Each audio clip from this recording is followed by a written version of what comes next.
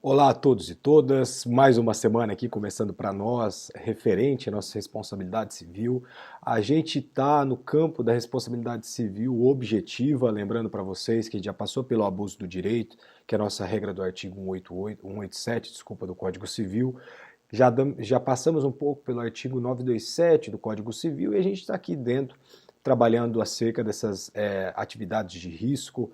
Enfim, a aula passada foi essa atividade de risco propriamente dita, algumas consequências ali, o que é atividade rotineiramente, um desempenho de atividade costumeira, né, para se caracterizar essa atividade de risco.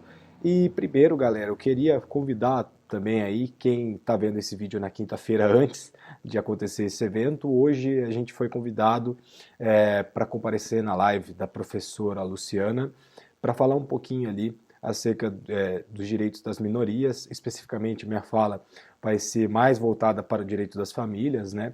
E a nossa ampliação, nossa pluralidade dos modelos familiares na contemporaneidade, mas fica todos convidados aí para comparecer.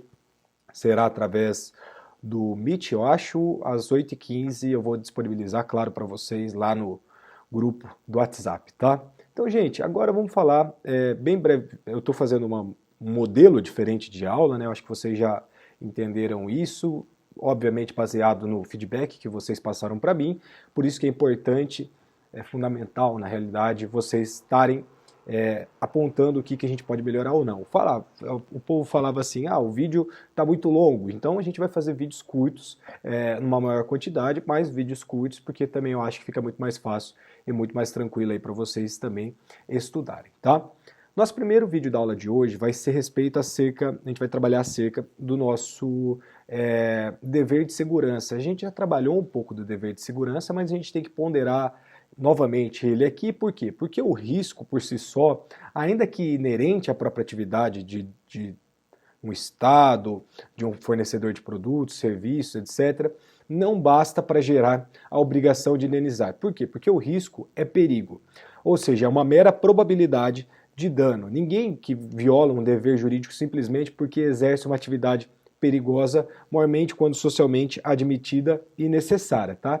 Então, milhões de pessoas fazem isso na realidade, o que evidencia, portanto, para nós, só para retomar o que a gente já falou na aula passada, a gente já falou do dever de segurança na aula passada, que em sede da responsabilidade objetiva, o dever de indenizar tem por fundamento a violação de um dever jurídico e não apenas esse risco. Portanto, na responsabilidade objetiva, a obrigação de indenizar vai partir da ideia do dever de segurança e de sua violação, tá? Um outro ponto que é fundamental, a gente está estudando então fiz uma retomada da aula passada, é acerca do fato da atividade, ou seja, o fato da atividade é o ponto modal do texto em exame, que é o nosso artigo 927 do Código Civil. Então, quem desenvolve uma atividade perigosa só terá a obrigação de indenizar objetivamente quando violar esse dever de segurança que a gente já tratou na aula passada e a gente está tratando aqui novamente. Isso vai ocorrer quando a atividade ela é prestada com certo defeito, tá? Então, essa noção de fato da atividade, na realidade, ela é extraída dentro do nosso Código de Defesa do Consumidor, do artigo 14 e o parágrafo 1º desse artigo 14 do CDC, que disciplinam para nós, na realidade, a matéria aqui do fato da atividade. Ali dentro do Código de Defesa do Consumidor, ele vai falar para nós que o fornecedor vai responder de forma objetiva pelos danos causados por defeitos dos serviços, e que o serviço é defeituoso quando ele não oferece uma segurança legitimamente esperada. Isso está dentro do próprio Código de Defesa do Consumidor, e ali a gente tem uma conceituação legal acerca do próprio objetivo do legislador, tá?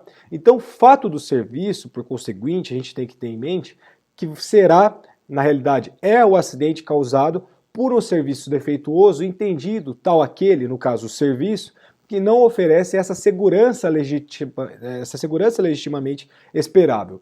Então ali, o que a gente tem? A gente tem, em última instância, uma garantia de incolumidade, ou seja, um dever especial de segurança criada pela lei, no caso o Código de Defesa do Consumidor, para todos aqueles que exercem atividades perigosas, tranquilo? Então, tal como no CDC, Também aqui no Código Civil, na análise do nosso artigo 927, enfim, a gente tem o fato gerador da responsabilidade em exame, não é, no caso, o perigo em si, mas sim o defeito da atividade. Então, a gente traz aqui também para o nosso Código Civil de 2002, lembrando que o CDC é de 1990, a questão do defeito da atividade. E isso, na realidade, tem um lugar quando a atividade não é realizada, óbvio, dentro da segurança esperada ou pretendida. Então, a atividade perigosa, e anotem isso, não será um sinônimo de atividade defeituosa. Atividade perigosa é diferente de atividade defeituosa. Por quê? Porque, embora perigosa essa atividade, ela não gerará a obrigação de indenizar se não causar um dano a outrem, ou seja, se não tiver defeito.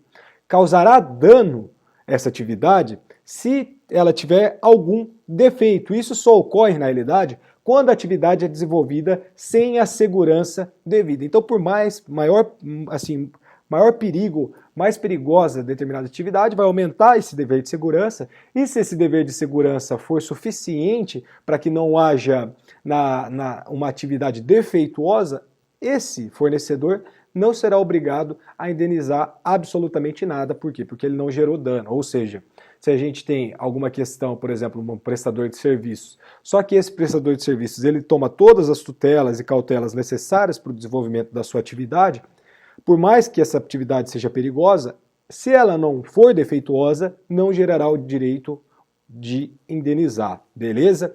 Então, tranquilo, acho que até aqui tá de boa. E a nossa noção de segurança, para vocês terem isso muito claro, ela também tem uma certa relatividade. Isso é problemático. Por quê? Porque a nossa segurança vai depender do casamento de dois elementos. E anotem. Quais são esses elementos? O primeiro elemento é desconformidade com a expectativa legítima e o segundo elemento é a intensidade do risco criado pela atividade, isto é, a probabilidade que ela tem de causar esse dano. Então caberá, na realidade, ao aplicador da norma, ao intérprete, aferir em cada caso concreto o grau dessa periculosidade e a exigência de segurança legitimamente esperada no caso, por exemplo, desses consumidores, no caso do prestador de serviços, tá? Então, o que se quer aqui é uma segurança dentro dos padrões de uma legítima expectativa da coletividade. E aqui também, obviamente, vai entrar as regras de experiência, o que pode dar margem para discricionariedade, claro, do Poder Judiciário, mas a gente tem que criar balizas aqui para fazer as coisas funcionarem, tá? Então, as atividades que geram obrigação de resultado, por exemplo, a gente vai estudar a obrigação de resultado e obrigação de meio mais para frente, terão que ser prestadas com tal segurança que o resultado alvejado seja efetivamente alcançado. Um exemplo de uma atividade de resultado é o passageiro de um transporte, ou seja, o passageiro terá que ser levado são e salvo ao seu destino. Se ele não for levado são e salvo ao seu destino, surge o dever de indenizar. Beleza? Então, nas atividades que geram obrigação de meio, que a gente também vai estudar, tem a obrigação de resultado, /fim, e a obrigação de meio. Nos casos das obrigações de meio, não haverá que se falar em defeito da atividade, ainda que o resultado não tenha sido alcançado, desde que a atividade tenha sido desenvolvida com a segurança esperada. Fiquem tranquilos, a gente vai estudar bastante. Eu prometo para vocês a questão da atividade de resultado e atividade de meio, porque, querendo ou não, é o nosso parâmetro principal dentro da responsabilidade objetiva no meu ponto de vista, tá? Fechamos o primeiro vídeo da aula de hoje e a gente continua aqui com o campo de incidência, no caso, da norma do artigo 927 do Código Civil. Já voltamos.